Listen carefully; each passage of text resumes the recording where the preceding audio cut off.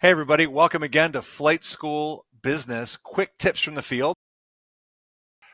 So, in the pattern, you guys have obviously been doing really, really well, super successful, Sherman. But as I'm sure anyone, whether it's going through flight training or life, we often learn lessons, sometimes the hard way.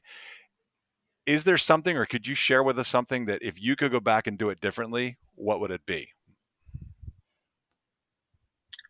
Um, I've always been a believer of going with your gut. You have to trust your gut. You've lived with your gut the whole life, and 99% of the time your gut's right. So you got to go with it, right? And so when we first opened up in April of 2018 in this location where we are, we'd already been doing aircraft rentals for a couple of years and just doing it kind of part time on the side. And we finally decided, okay, we either need to stop doing this or jump off the deep end and just do it full time.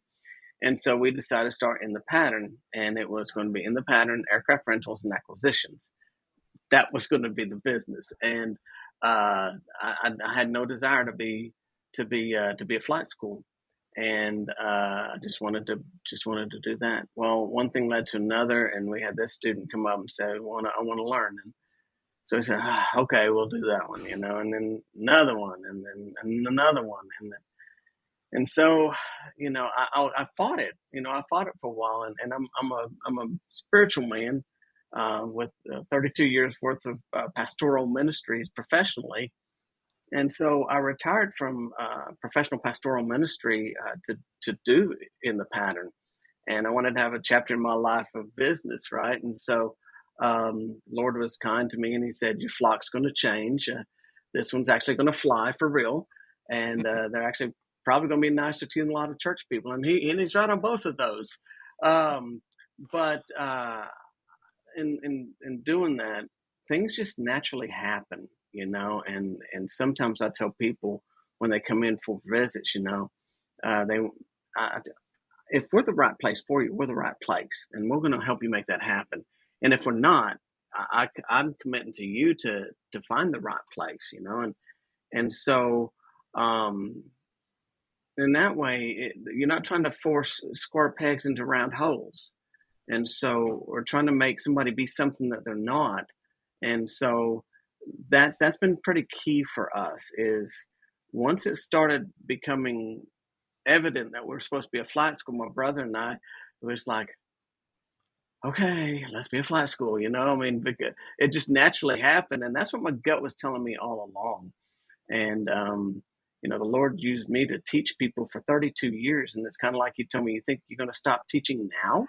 And so I'm teaching people how to fly, and so we're providing a great opportunity and a great time in our industry with a shortage of pilots. It's never been a greater time to get into aviation. And so, of course, we became a flight school. Um, so I guess, go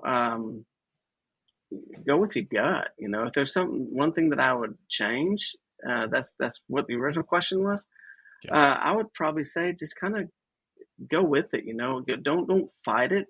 Let it kind of evolve into what it is. Don't be timid. That's another thing. I wouldn't be timid at all. I mean, this is not having a business is not for the faint of heart. Any business, but I feeling like I'm sending people up in aircraft. That are sometimes twice and three times older than the student.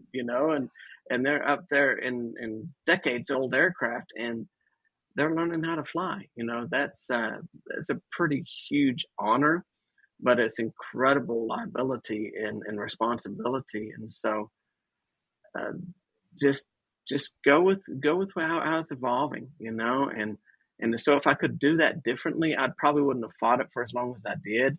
I had a lot of internal struggle with that, but now that we've kind of accepted that and become who we are, that's been a huge blessing, a huge blessing. And now here we are today, 25 aircraft and a team of 40 people, and yeah, we're don't fight it. It just I think that's probably what I would say is I wouldn't have been as hesitant at first. Here getting back to the unknown, but yeah, I think I'd have probably just rolled with it a whole lot sooner.